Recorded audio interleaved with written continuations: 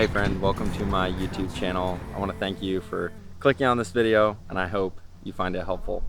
I'm going to get right into it because these are just 2.5 questions that are fairly simple answers for me, but I get asked pretty frequently, so I just want to take a second and address these 2.5 questions.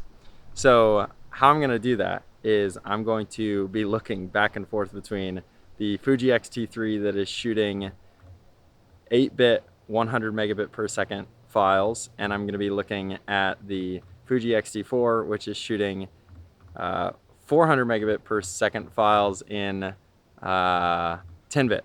So I have 10-bit 400 megabit per second, and I have 8-bit 100 megabit per second. So almost the highest end file and almost the lowest end file.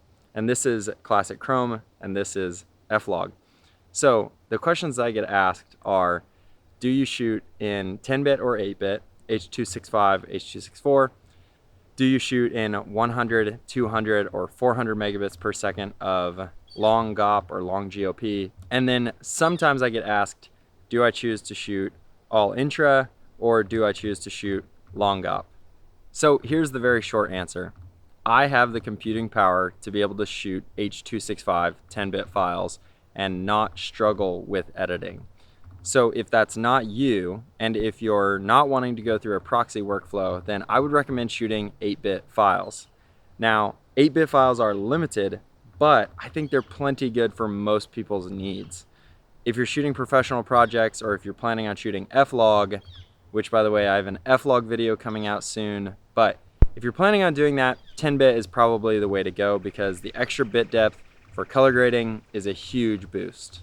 Now, there's a lot more that could be said about this, but yeah, in essence, 8-bit is plenty, but 10-bit is always preferred if you can use it. If you can edit that file or use proxies, then I would recommend it. As for the bit rates, I personally find that 200 megabits per second is plenty. 100 megabits per second, like I'm shooting right now on the X-T3, also works.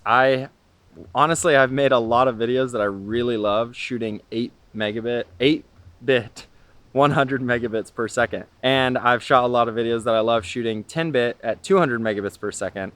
But honestly, I just don't think that there's a huge difference between 100, 200, and 400 megabits per second for most people. But if you know that you're going to be doing a lot of VFX, or if you know you're going to be doing a lot of heavy color grading, or if you think you're going to be doing green screening or blue screening, take all that information that you can get, shoot the 400 if you want to. But the reason I like to shoot 200 is because it gives me a good file, great size without being too huge or sacrificing that 100 extra megabits of data. And then the other reason is that 4K 60 can't be shot in anything over 200. So it makes changing the frame rate much easier and it keeps all of my files uniform. As for all I versus long GOP, for me, I just don't have the use case scenarios come by frequently enough where I need the all I file. It's just way too big and I'm just not benefiting enough from the intra frame recording. So I use long GOP. But if you need all I, then you probably know that you do. I think most people don't need it, but if you need it, then you probably already know that. So yeah, in short, the summary of this video is that this footage right here that you're watching is 10-bit 400 megabits per second, and this is 8-bit at 100 megabits per second film simulation versus F-Log.